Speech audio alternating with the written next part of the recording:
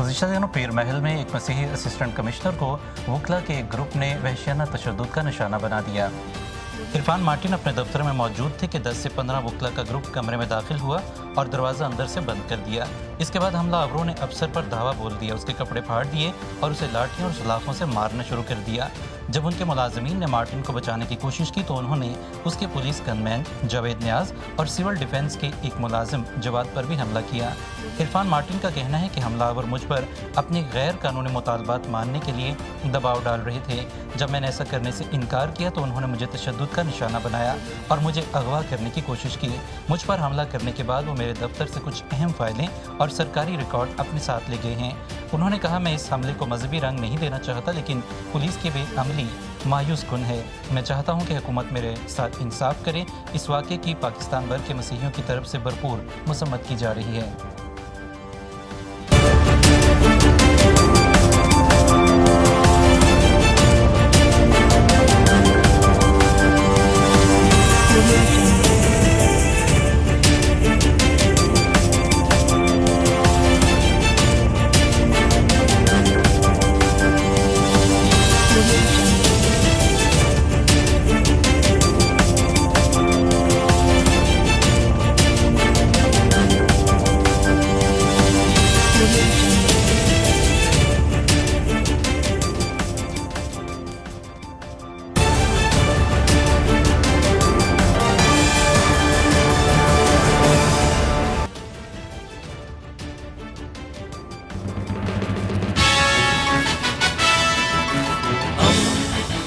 दोस्ती का पैगंबर रेडियो वेरितास एशिया।